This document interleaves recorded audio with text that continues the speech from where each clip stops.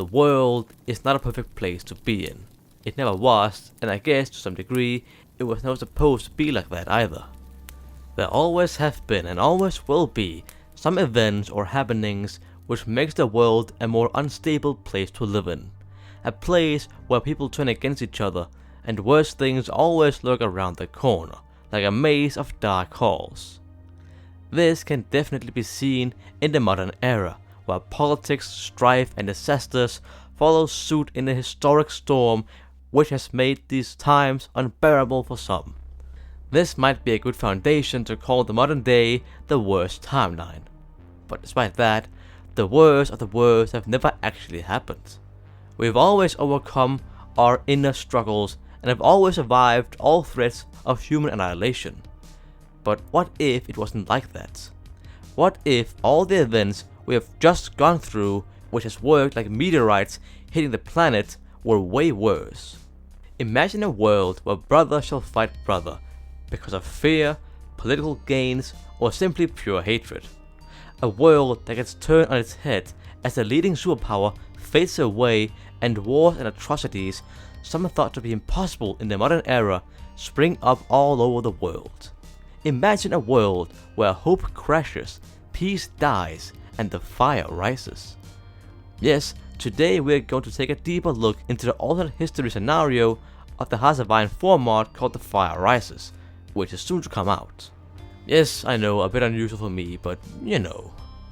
Hearts of Iron revolves around politics and warfare, of course, but with this mod, you can explore the modern alternative universe in a way never seen before in the Steam workshops, overlapping even some of the more famous mods of the game.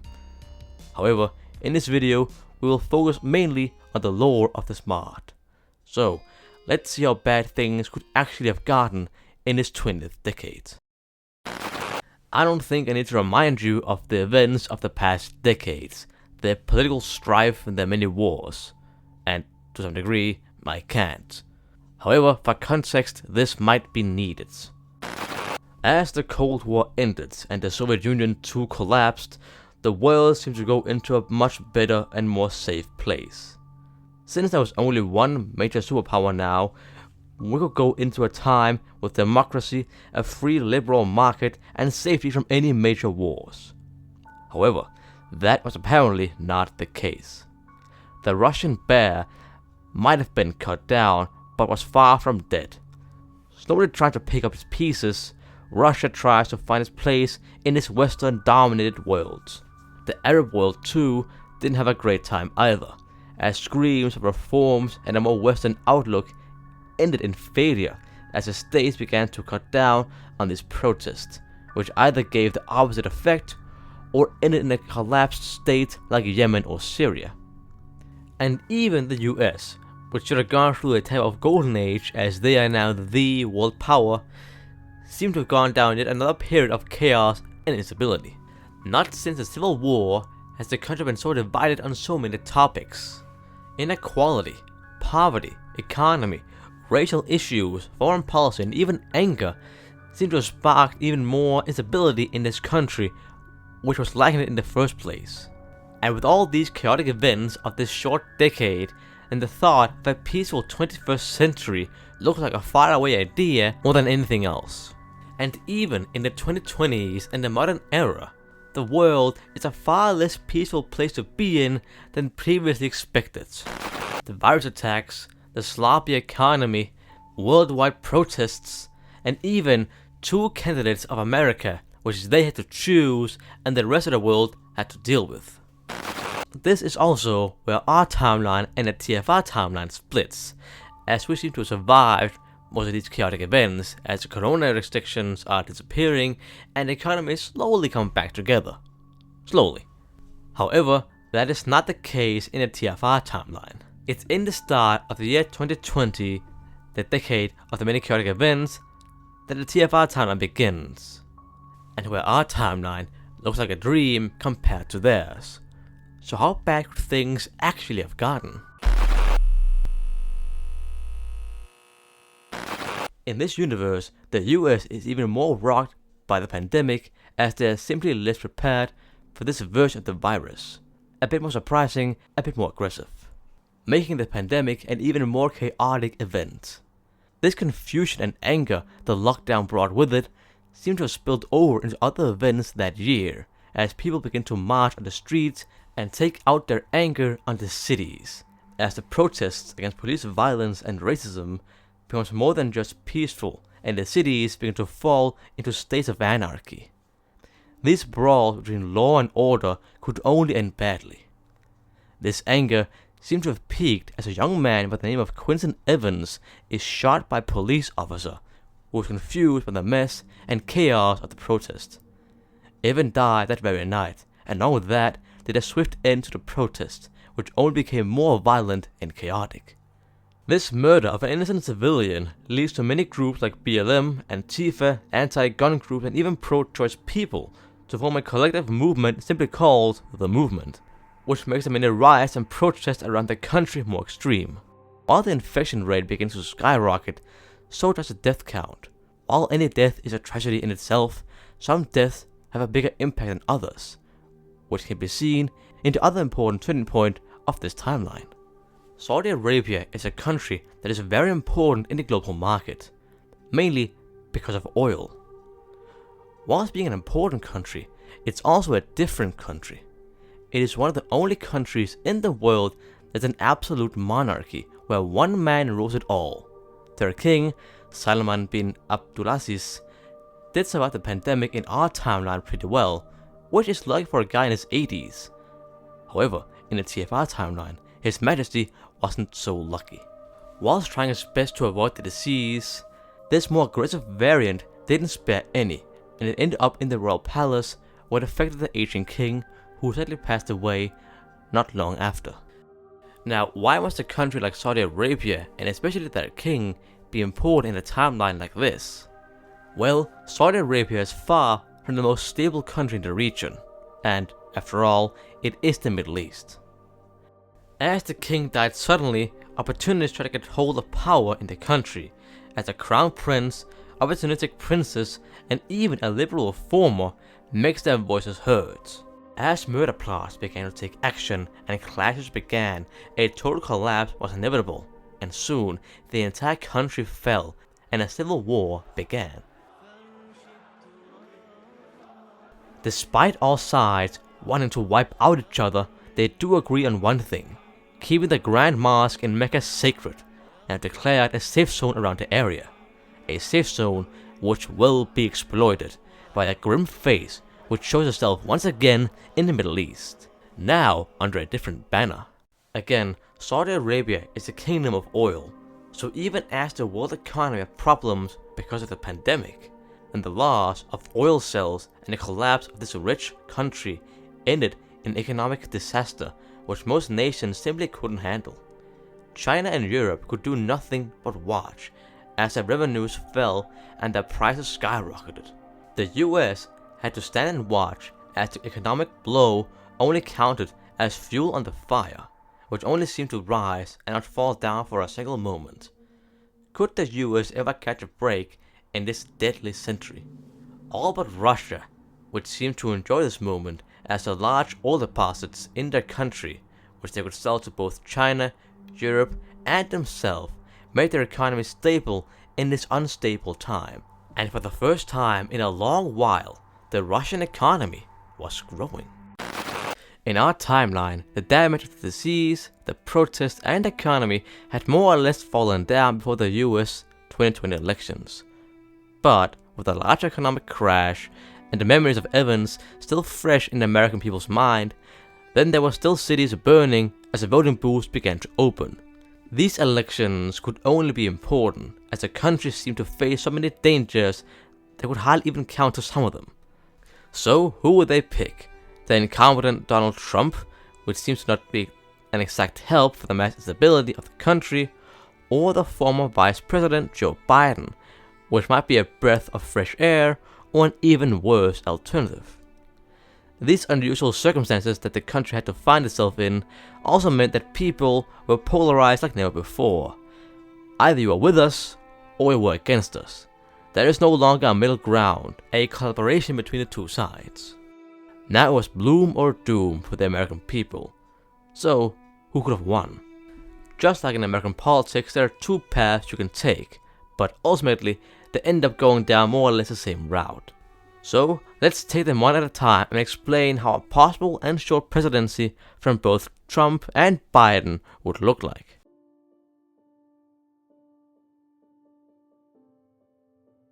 November 3rd, elections happen and it seems Biden has won. Yet at this point, no one has faith in the outcome, the system, or the two choices. As mail-in ballots come flooding through and the country splits ideologically, then no one can denounce the fact that this is the most highly contested election in US history.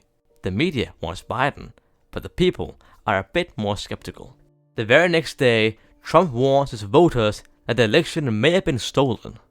The House Republicans back an attempt by Texas AG to bring Pennsylvania and Georgia State to court, but it is thrown out by the Supreme Court, which angers Republicans, especially those loyal to Trump. A few days later, the Republicans sent alternative electors to vote on their state's behalf that would turn the swing states, such as Pennsylvania and Georgia, red, giving Congress a choice to choose between the blue and red electors. However, Pence chooses to accept the blue electors. Congress counts the electoral votes, and Biden has indeed won. That same day, Proud Boys at a Stop the Steal rally has a fight with the self-proclaimed Antifa members in DC that spills into the Capitol building. A gunfight breaks out and innocent bystanders are killed as a scandal surrounds the events unfurl. A few days later, Trump is banned from Twitter after talking about how he won the election. On January 20th, Inauguration Day, Biden is privately inaugurated, but televised to the entire nation. At the same time, Trump is secretly inaugurated in the NORAD Chechen mountain facility, but to the public, Trump's whereabouts is unknown. He is simply a shadow president. At this point, the nation enters national schizophrenia, as people simply take their own candidate as the leader. There's rumors going around that Trump and Flynn are in talks 24/7. What about is unknown.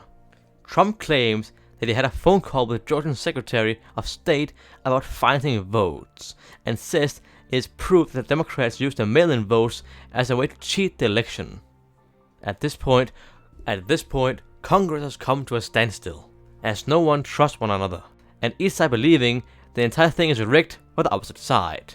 Nothing can be done or passed. Lawmaking simply freezes. Despite the fact that Biden now theoretically has full control of the entire country, and Trump being nothing more than a shadow president, then Trump still has the ability to fan the flames and pin the people against Biden. As oil and food prices begin to shoot up, many people that would either have been neutral or pro-Biden end up siding with Trump due to his alternative policies on fracking and drilling oil, which would have helped the economy. Eventually, even the army begins to cut communication and defect to Trump's side, as they see Biden as illegitimate. This leads to a tense situation in the country, as it seems that Trump's government has been supported by the Marine Corps and elements of the US Army. As the army splits, so does the country, and DC can only watch on in horror. At this point, there are two presidents with two capitals in two parts of the country. A civil war seems inevitable. But what if Trump won? Could he have saved America?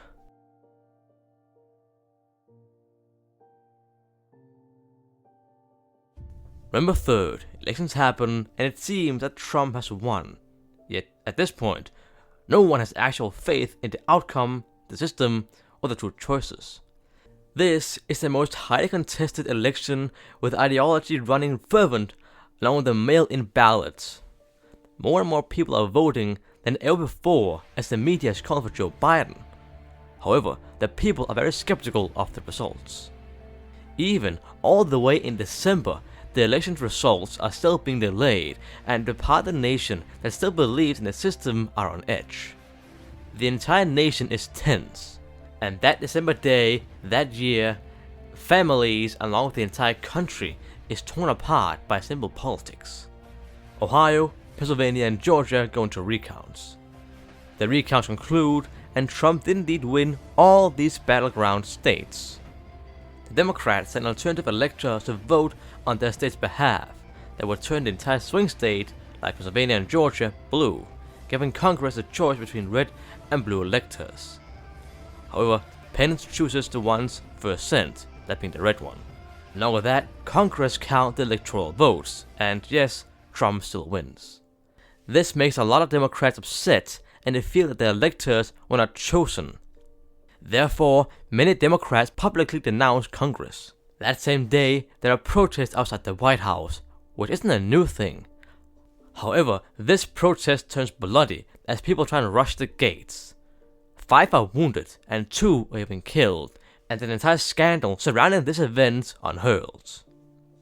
A few days later, and Trump is banned on Twitter despite being the actual president of the most powerful country in the world. Along with that, John Brennan alleges that Russians' vote tampering might have caused Trump to win in the key battleground states. January 20th, Inauguration Day, Trump is indeed inaugurated. However, it's privately and at the White House. The White House publishes a statement about the re-inauguration of the 45th president. At this point, the nation enters what's known as national schizophrenia, as people simply take their own candidate as the winner. Pennsylvania and Georgia state legislatures announced a bill to change how electoral votes are allocated, which would hurt Republicans in the future elections. The House of Representatives passes a resolution sincerely urging Mike Pence to invoke the 25th Amendment. At this point, Congress has come to a standstill, with no one trusting one another, since each side believes the entire election is rigged for the opposite side, and therefore, nothing can be done or passed. Lawmaking is simply frozen. Trump announces a statement saying that the Democrats are trying to undermine not only the country, but the entire democratic system, because of those laws in Pennsylvania and Georgia, which changed the system. At this point, the Democrats too had had enough, and leave Congress. Trump, fearing the worst, retreats from DC to the NORAD Churchill Mountain facility. In here, Trump is re-inaugurated, and Biden is now inaugurated in the White House Situation Room as a new president. At this point, there are 2 presidents, 2 capitals with 2 sides of the country. At this point, a civil war seems inevitable, and no one seems to be able to save it.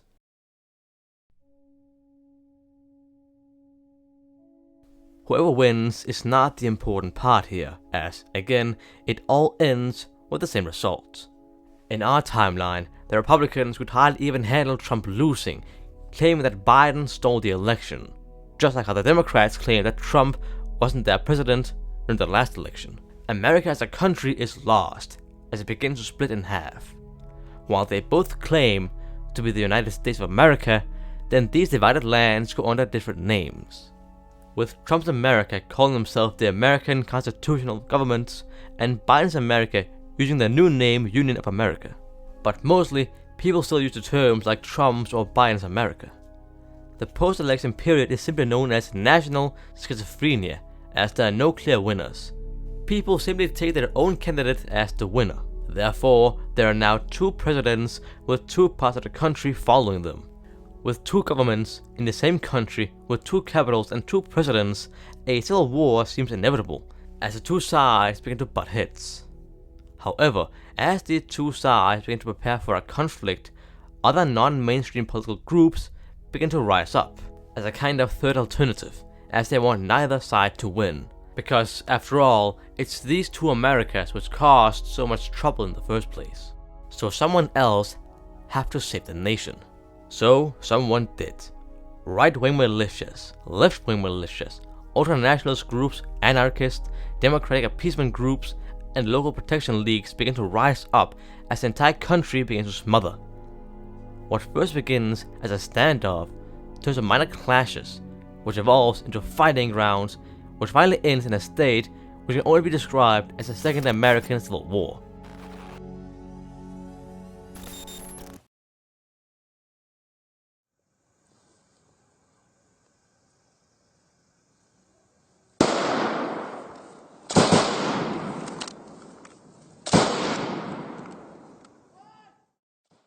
The world can hardly even believe its own eyes. Seemingly overnight, the world's biggest superpower has fallen. The American Empire is dead, and the remainder of what's left is killing each other in a small hope of reuniting it into a better country. Their country. It almost seems like a free-for-all, as entire states either leave the Union for their own safety or collapse into multiple factions trying to get power. Life in these areas differs greatly, from isolated living to a fight for survival. Since covering every militant uprising would be too dramatic, then let's just cover a few of the more notable ones, the more important areas of the American Civil War.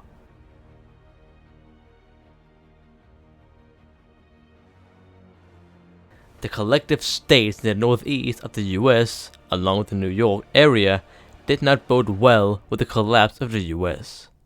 Most states refused to side with either Biden or Trump's America, so most of them left to focus on defending the individual states.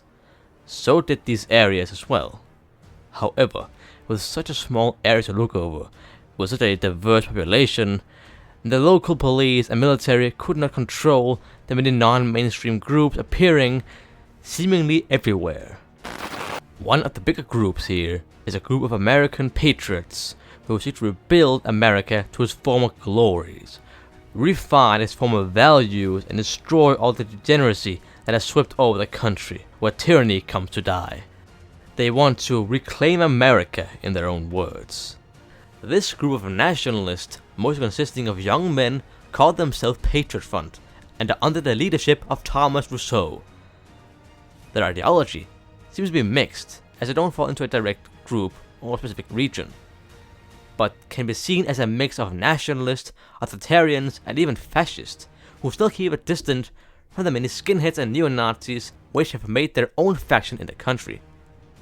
What the end goal of the American political system might look like is not really well known, but their goal is set. Reclaim America, reclaim its legacy, and reclaim its former traditions. Their future America will focus on the true American ideals, and will make sure that the white American gets the representation they truly well deserve. Just as how the white man has a connection to America, then so does the black man, who has been here for almost as long as the white man has. However, a true America is a white America, in their words, so perhaps these black Americans would be better off in their own nation. However, for those who don't have a connection to America, like Jews or Asians, then their future might not be white, red, and blue. Despite being a very extreme political group, many still flock to their ranks, as they are some of the more powerful and moderate in this area, and in the broken America as a whole. They are certainly determined to win and remake America, but is it the America one wants to be under?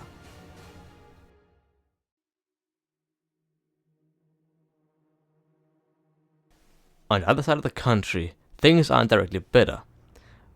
One of the most important states in the Union, California, known for its sunny weather, movie productions, and American lifestyle, has fallen into a state of anarchy.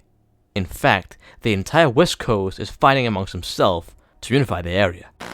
Traditionally, these states have always been very left-leaning, and even after the US falls, they still cling on to their legacy.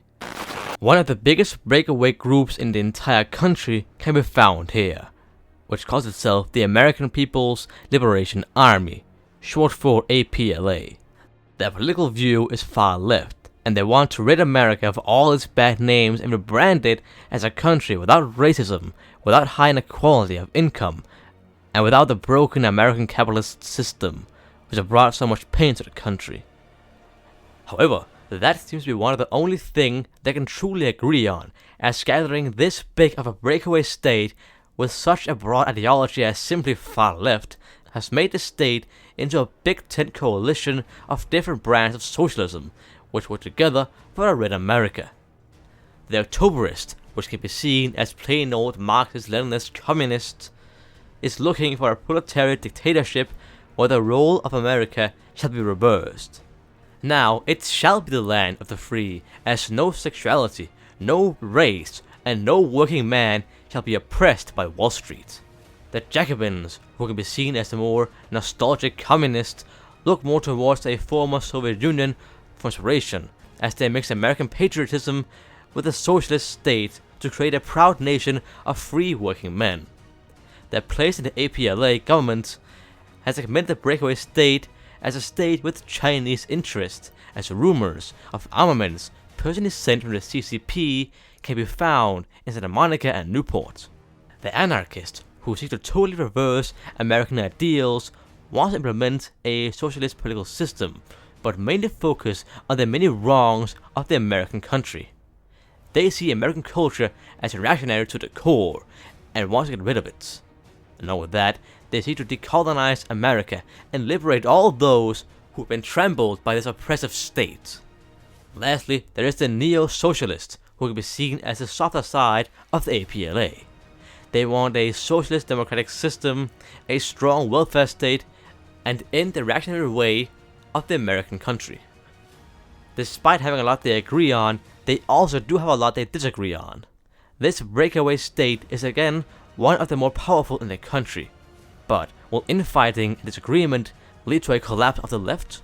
Or will they finally find strength in unity and free the working man?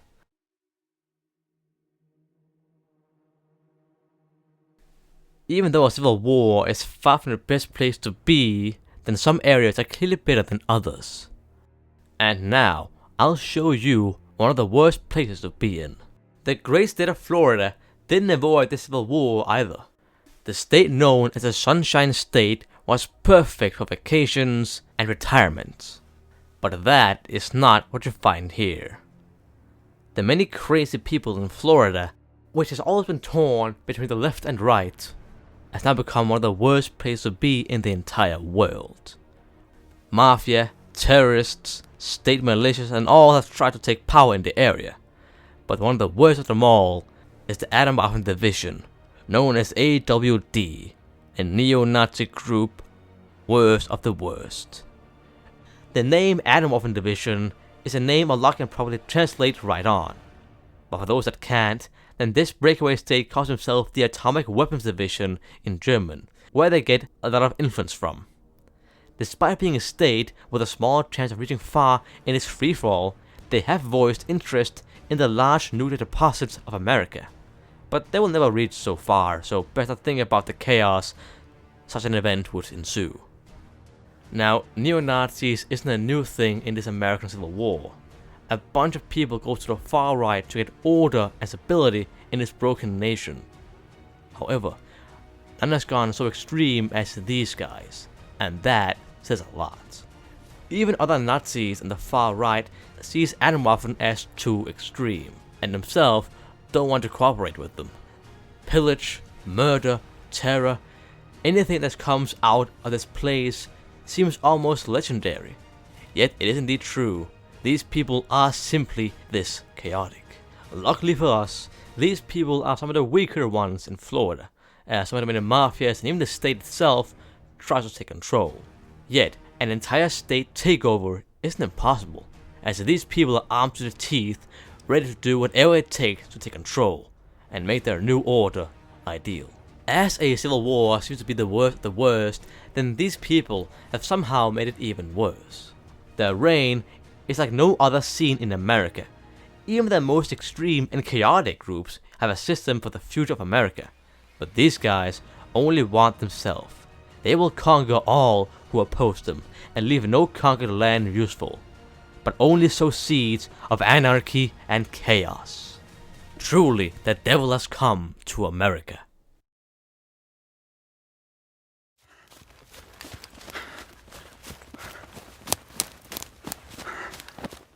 As the world's leading superpower collapses in on itself, the rest of the world can only watch in horror as the sole superpower of the world fades away, leaving a power vacuum the likes of which have never been seen before. Anything could happen, as the world powers now have to try and protect their self-interest while also claiming what they now can claim. Pretty much everything changes as no one is sure what to happen next. The West looks for a new leader, while the East sees opportunity not seen for decades.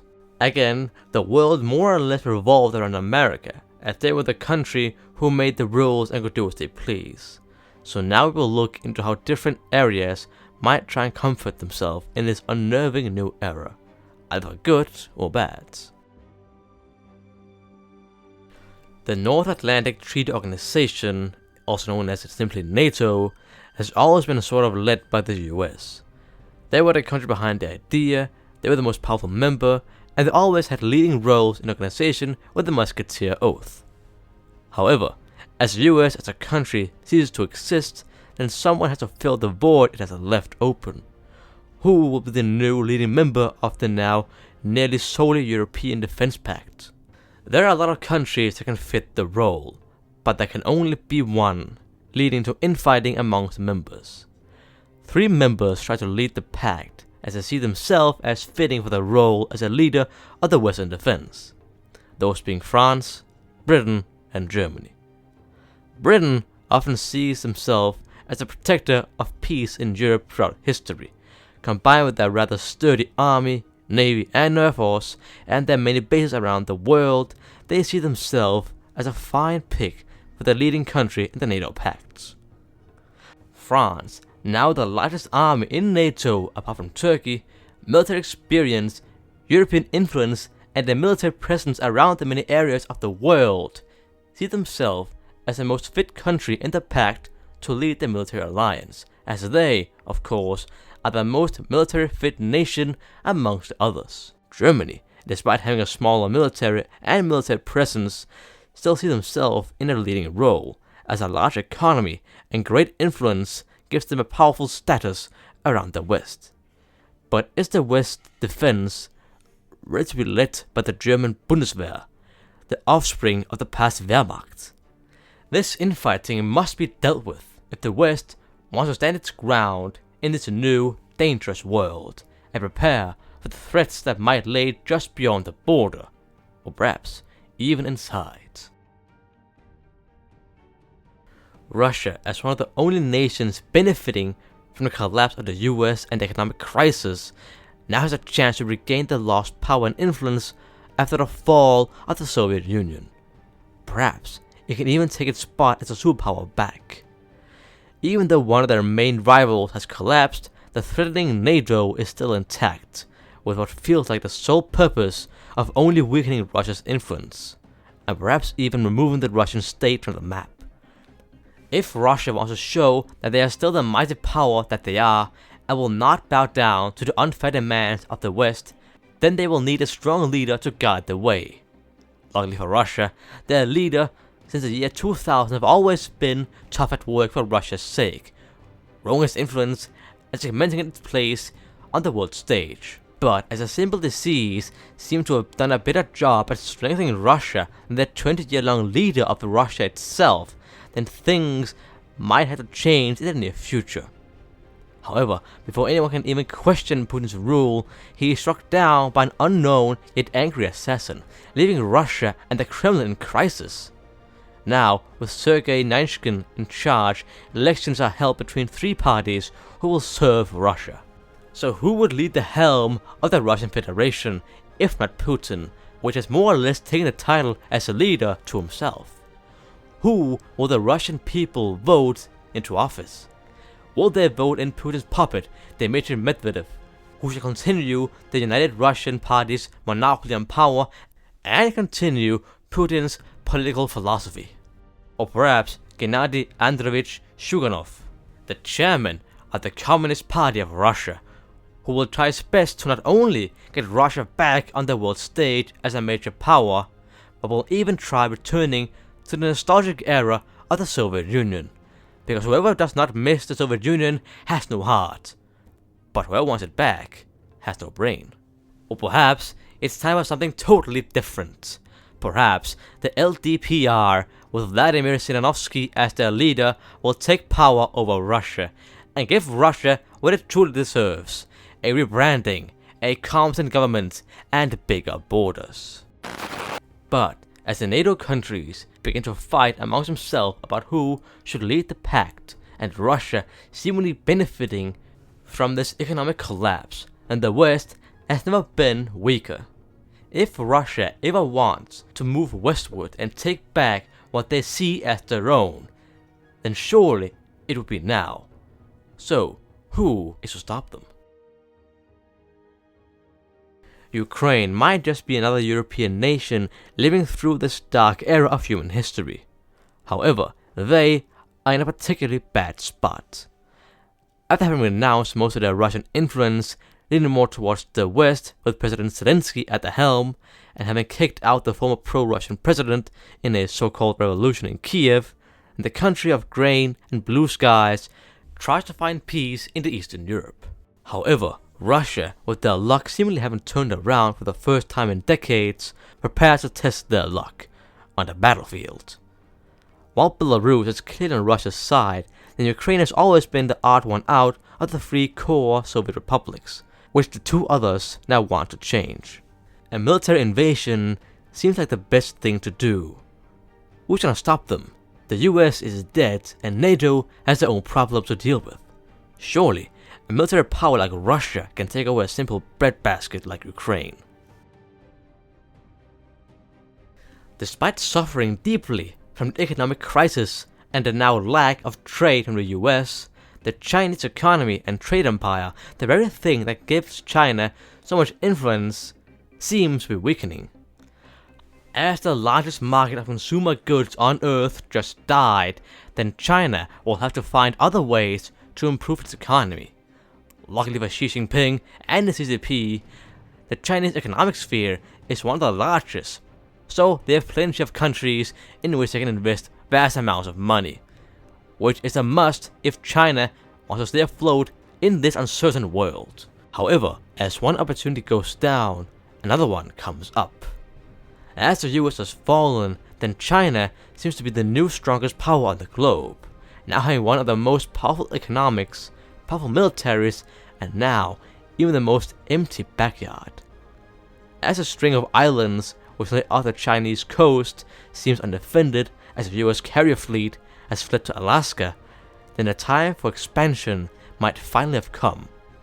As minor military powers like Japan, South Korea, and Australia seem to be the only nations who can voice an opinion in the area, then China's long-term goal of taking Taiwan back looks to be right on hand. Despite China's economic crash and their bad hit with the worldwide disease, then now is the long-term awaited chance to unite all of China and fulfill their One China policy for good. And perhaps even more on the horizon is coming for the new Chinese country. Israel has always been a country surrounded by enemies, but despite being in a tough place, they do have allies, though they are overseas and far away. But as these friends seem to disappear into a sort of fog, and the Israeli people are now once again surrounded by enemies, which does not recognize them, but recognize a state which wants to take over the land it possesses. As Israel fears the worst, as it often does, then something must be done, as its many unfriendly neighbors now might use the scenario of a friendless Israel for their own good. So should Israel just wait for the yet another attack? Or should they secure their place in the Middle East so that Jewish people can keep a state to be in? The world has always been a dark place, and always will have some darkness in it, no matter what turn we take. But what might be the darkest timeline? Again, this is no political project or message, it's a whole format which is slowly being finished and will soon be up on the Steam workshops. In the meantime, you can think more deeply into a world where everything has gone dark. If you really can't wait to see how the fire rises, then join the Discord server to see teasers and the newest updates and info on the mod. I'm also there. Along with that, join my Discord if you like the stuff you see, or just subscribe, that works as well. That was all on the Fire Rises. See you soon.